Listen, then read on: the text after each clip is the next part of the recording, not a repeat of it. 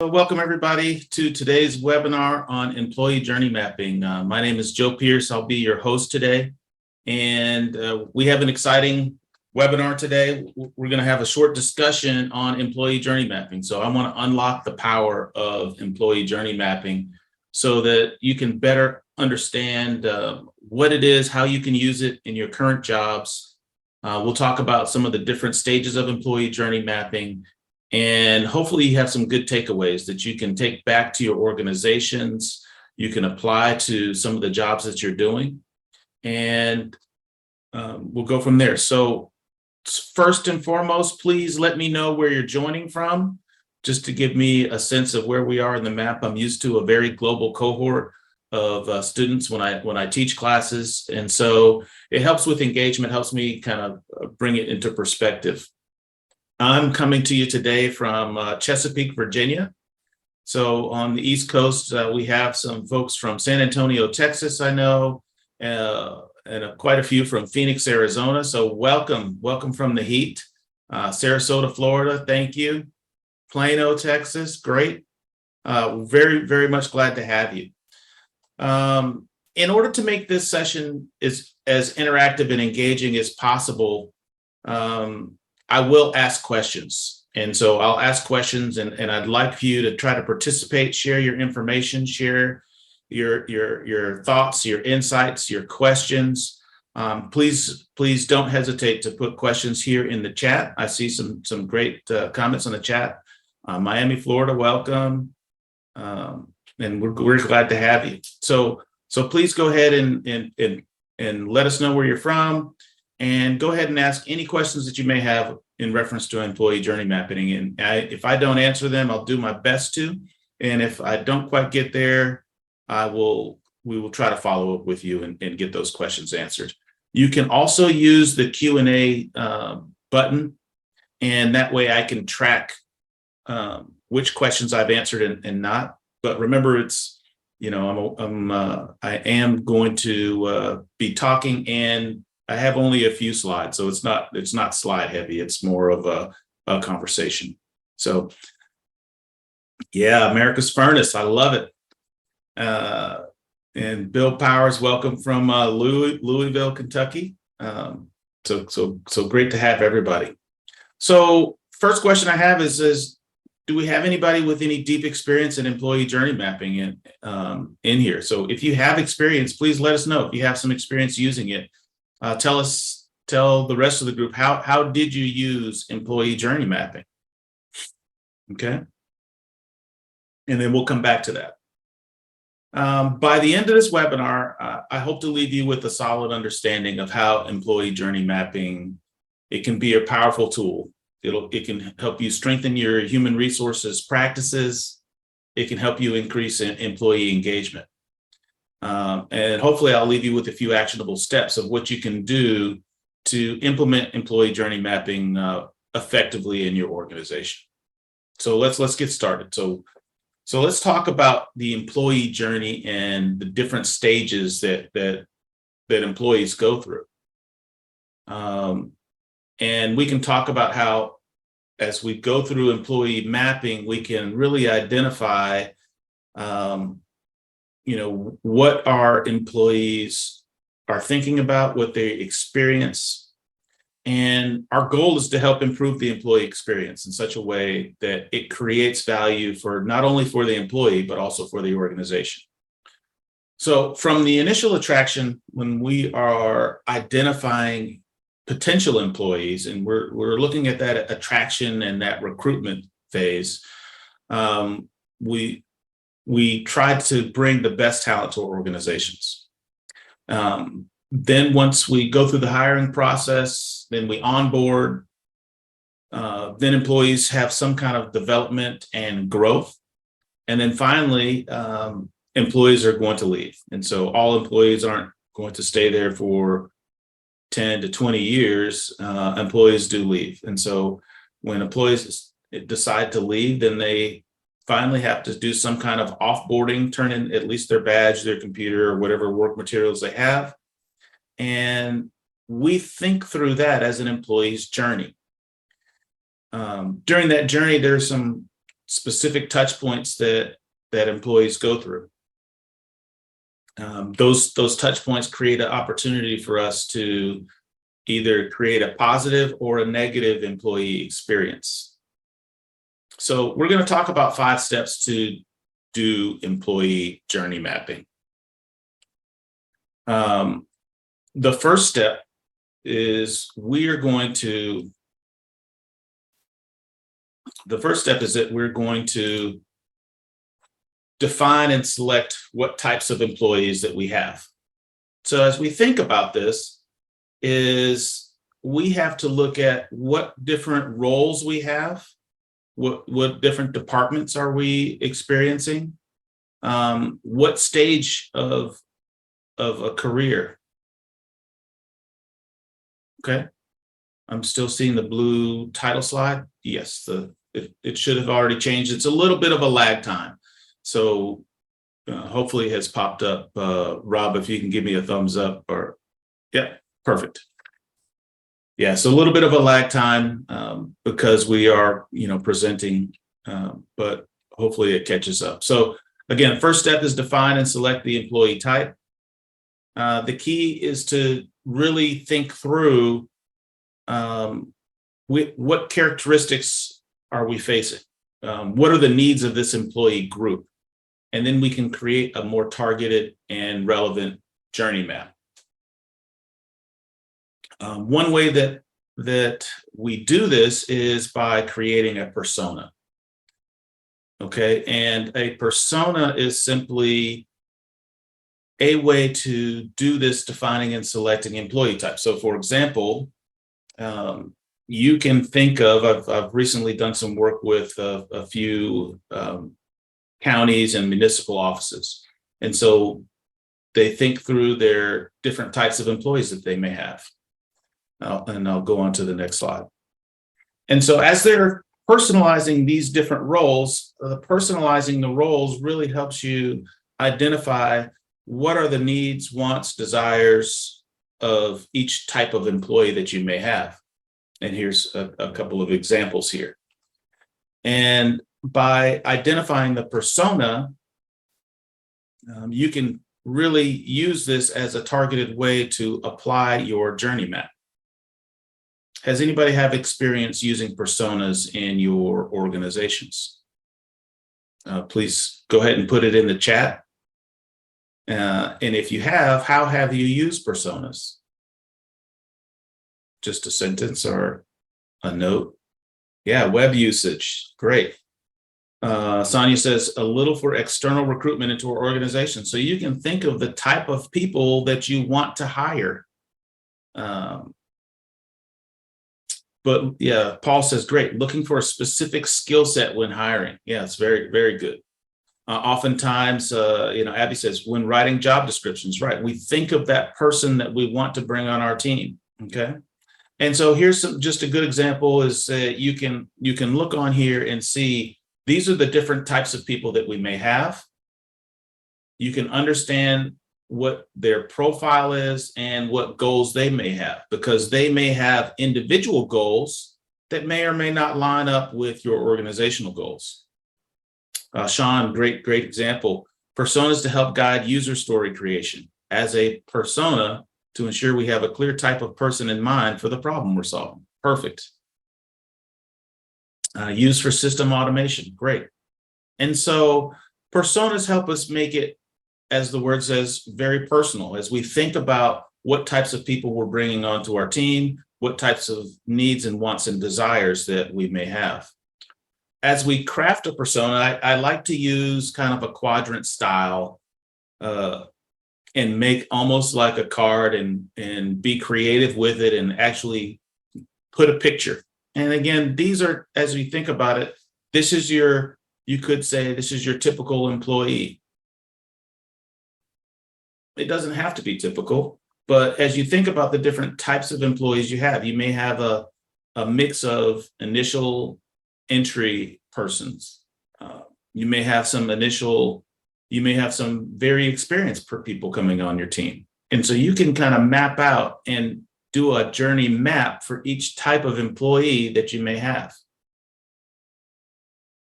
Okay, so here's just a great example of how do we craft a persona. Here is a way. And I use this when I teach human resources and learning and development professionals to be more agile, because as you think of the different types of employees, you can think of what opportunities or that you may have to meet their needs. So a great example here is you use this persona to, as it says on the third bullet down, identify the who, how, what, and why this person will interact with our product or service. And we can take this as a baseline to begin to think about how does it fit into the whole system. The second step in the journey mapping process is to actually map out the employee journey. Okay. And so we have to map out what are the different stages of the employee journey. So typically it goes with some sort of a pre-hiring process, a hiring process, an onboarding process, then to develop the employee. So they start developing skills while performing daily tasks. Then they begin to progress. And so they walk through opportunities to advance their career within the company. And then finally, when they decide that they're ready for something else, they go to the offboarding. And so as we think about the employee journey allows us to truly apply some design thinking to our employees. And by that, what I mean is that we are often able to empathize with what is that employee doing, thinking, feeling, and experiencing. And we put ourselves in their shoes. I've seen organizations use this, especially when they're trying to adjust their current practices to be more inclusive, to be more considerate of diversity, equity, inclusion. I've seen organizations use this to try to empathize with new hires to figure out what are the opportunities that we have to improve our hiring or our onboarding process, or how do we improve our retention. And so by empathizing and creating an employee journey map, we're often able to go back and take a look at what are their needs, wants, what are they doing, thinking, feeling, experiencing, and then potentially what are the opportunities that we have for improvement. And I'm going to go back and forth to the slide a little bit, but this is just a great sample of an employee journey map. As you see, you can see that we have what are they doing, thinking, feeling, experiencing along the left-hand side. And you can see across the top, that would be the different stages of the employee's journey. And as you see, you can go through the kind of the pre-hiring, the hiring, onboarding. You see the development from week 1 to month 1 to year 1. And then as they stay longer across the top, they do some progression. They may get some promotions in there. And then finally, they will exit the company. And again, it doesn't have to necessarily be there's not a time limit on there. That's why it says year in. And then finally, after they've left, are they going to talk well about your company, or are they going to disparage your company? And so as we think about this and the employee journey map, you can see how, number one, the employee journey is a unified view of how do employees feel about their experience in your organization. It maps out their entire experience. And by mapping out your employee's journey, you can figure out what matters most to your employees. And by empathizing with them along that left-hand side, we can identify what areas may require some attention. And again, this is just an example. There are numerous examples you can find on the web. If you just even Google employee journey mapping, the experience, I think this is a good visual way to identify, are they having a positive or negative experience with your organization? Alexia, thank you for asking. Great question. Would you recommend creating an employee journey map for each persona if you had 2 or 3 that you commonly use? And yes, I would create an employee journey map for each persona. And if you think, I would start with your typical employee. And sometimes you even may want to do a few outliers. You may have some that are very different. You may have one that is, again, I give the example of a new college graduate who's joining your organization versus a new person coming as a mid-level manager versus someone who's coming in as an executive level person. All those would have different wants, needs, desire. Yeah, no worries. Other typical questions I get about this time are, as we're thinking about our employee journey, how many personas do we want to address? Again, you have as much time as you want to dedicate to this process. I like to do employee journey mapping as a group session. And so it's not just me as an individual doing this journey map to figure out how I want to adjust human resources within my organization. But oftentimes this is a good group exercise that is meant to generate feedback. And we'll talk some more about that. So as we talk about this, let's move on to the next step. So the next step is exactly that, which is we want to gather employee feedback. And so as we map out this employee journey, we want to also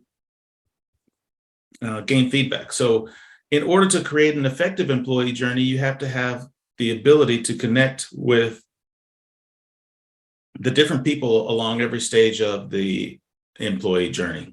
And as, again, going back to our employee journey sample, is that we need to, in order to have a better understanding of what we're doing, thinking, feeling, experiencing, we have to have some feedback. Okay. This feedback is not only essential to gather, but it will generate some insight that will help you identify gaps, issues, opportunities for improvement that you might otherwise overlook.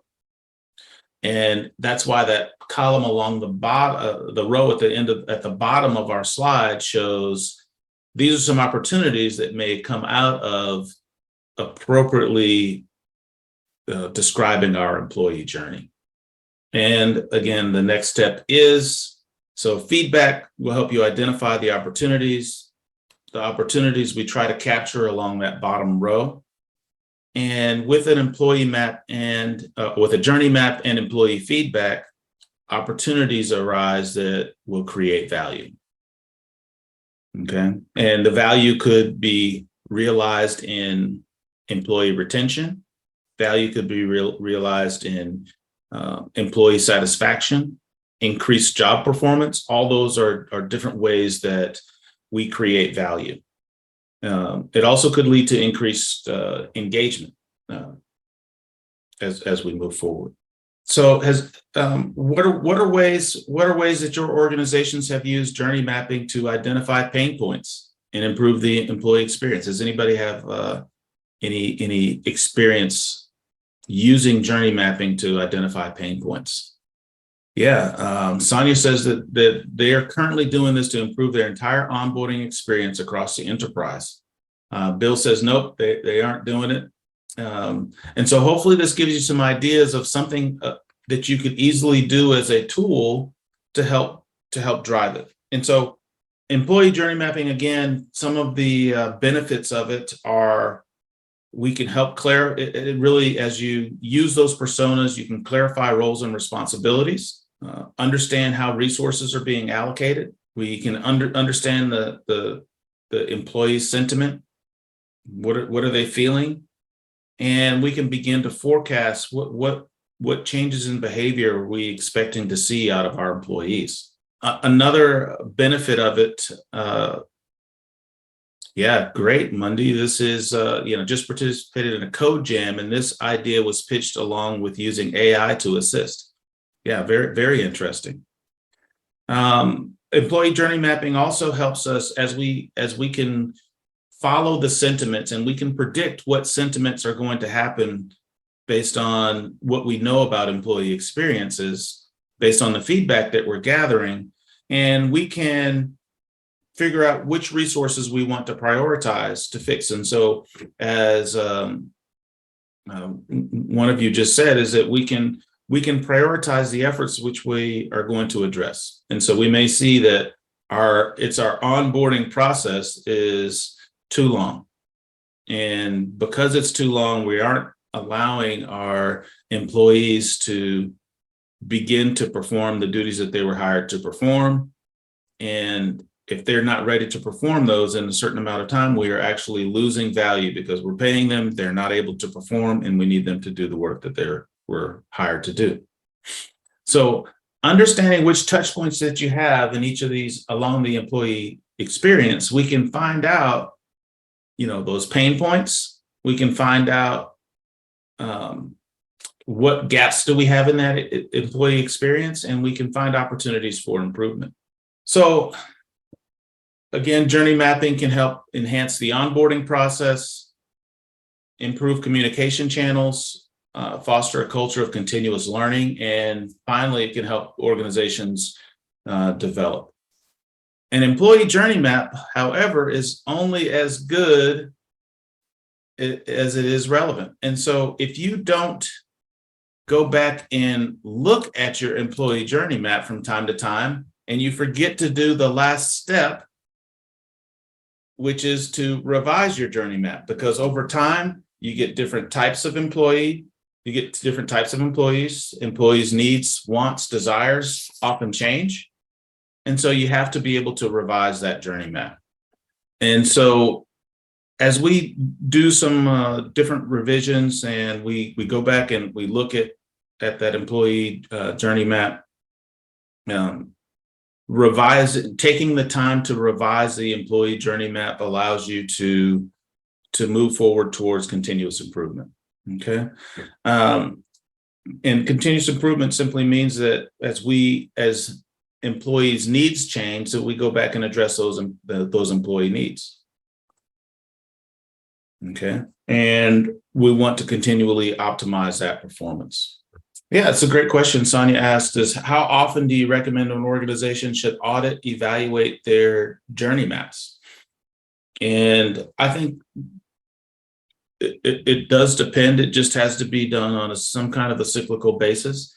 I would say that if you wait, probably 5 years, it's probably too long, but probably at least, I would estimate at least once a year, you should go back and look at your journey maps, make sure you're still identifying the right steps, or have any of our processes changed, and you'd be surprised. And I guess I'll go back to an example in an organization that I was just consulting with, and it had been a long time since it had been more than 2 years since they had looked at the different types of employees.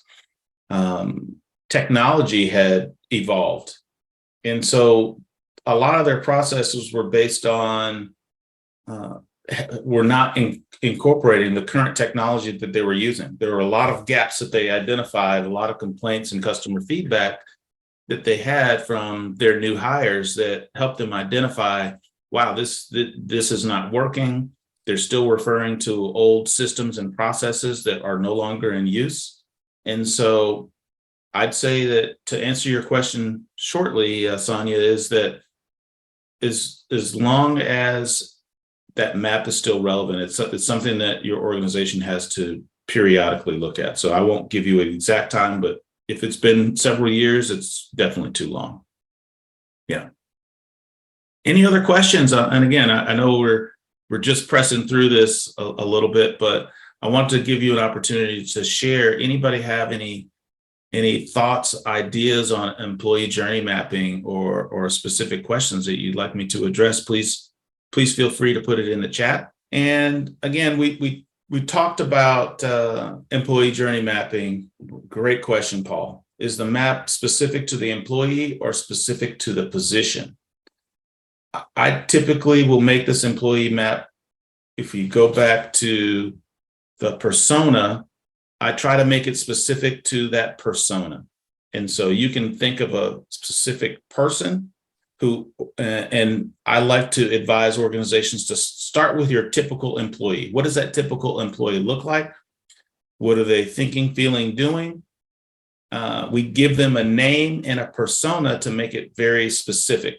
And so you make it that very specific to that persona, and in that process, that'll help you drive the rest of the employee journey map. Yeah, great question. Great, and I like the follow-up, Paul, is that some employees aspire to move into leadership, and some are great to stay in their current positions as individual contributors.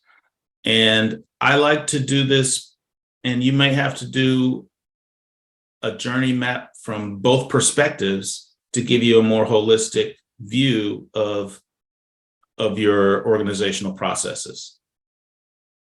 Okay. And so journey mapping is something that you can do for multiple perspectives. It will help you drive those decisions on what investments you want to make into those opportunities. And so you see the different opportunities across the bottom. I challenge organizations to not only identify the opportunities, but now we have a starting point for prioritization. And so now we can take those opportunities, we can list them out, prioritize which one do we want to invest in first, which one do we want to invest in next, because you're not going to be able to just improve all of those opportunities at one time. Sig Perez asked, how often should we survey each persona during their employment? We currently only do an exit interview. And so, again, it depends. Every organization is different. However, I would say that the employee journey map is a great way to identify what are those touch points that you may have with your employees. So you may have, I've seen organizations that have a monthly town hall, which is geared to generate feedback on what your employees are thinking, feeling, and doing. And we have to design those feedback loops. It could be a quarterly employment survey. You know, everybody hates surveys, and the response rate is often low, but they do generate some great information and feedback that could be the data from those surveys could drive the sentiments that you are capturing on your opportunities. Okay. And as Sig said, their organization currently only does an exit interview.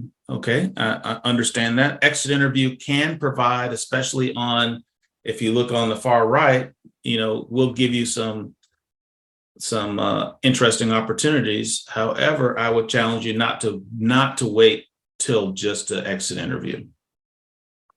Great questions, great feedback. Okay, and again, I only put up one employee journey sample up here. There are numerous different templates that you can create and use. Again, going back to as we think about our employee journey, you don't have to do this from 10 different personas. You can pick your typical employee, or pick at least two. Maybe it's one from a new hire versus an experienced hire. Those are two ways you could do it, and it allows you to kind of set some tangible goals for what you might be looking for. How does everybody else? How do you collect feedback on your employees' journey? How do your organizations collect feedback on your employees' journeys? Yeah, great. Thank you, Abby. You know, some biweekly one-on-ones, annual performance reviews. Great. And so Anybody else have other ones? Surveys, focus groups, team meetings. All those we'll talk about. All those will bring out opportunities, and you can also gauge experience on how you're doing it. All right. Thank you, Alexia. Alexia says, I lead our employee listening strategy at my company, and we have many outlets: census, engagement surveys, pulses, lifestyle surveys, and 360 assessments. All phenomenal tools to generate engagement. And I use the word engagement because I like the word employee listening strategy. And I like engagement because it's not just feedback. It's engagement because you have an opportunity to engage your employees, figure out what their current sentiments are, mapping them on a employee journey will help you predict where you're going to have those pain points. It'll help you figure out where you may need to adjust, and then allow you to prioritize those adjustments that you're going to make. So I'm going to wrap this up, and let me just reiterate what we talked about. We talked about the 5 steps of creating that employee journey map. And if you remember, we talked about first defining and selecting the employee type, then mapping out the journey based on the stages of employment at your organization. Finally, we said you're going to factor in employee feedback, creating those feedback loops that will drive understanding how employees are doing, thinking, feeling, and experiencing. Based on that feedback, we went on to the next step, which was identify value creation opportunities. And then finally, we said you must revise the employee journey map. And so that concludes my presentation for today. Hopefully you have a little bit of an understanding. I do teach other classes at SoftEd. So I teach the Agile Human Resources class. I teach design thinking. I teach and lead design thinking workshops, and I also teach project management. And so if you're thinking about getting some additional training, please visit the SoftEd website. Please consider signing up for some additional training. There are lots of training opportunities and a lot of different topics. During my Agile Human Resources course, I talk a lot more about this employee journey mapping, and we do a few exercises to actually do practical applications of it. So thank you for your time this afternoon, and I hope everybody has a great day and you can apply a little bit of what we learned. And again, this recording will be posted on SoftEd, and you will see it also on LinkedIn as well. So thank you for joining today, and I hope to see some of you in a future class. And yes, you will get the PDU information. Everybody who attends today will be eligible for PDU credits as well. And I'll make sure that gets posted. I believe this is 1 PDU. All right, I'll stand by just for a few more moments for questions. Any last questions? And my pleasure teaching or leading this discussion today.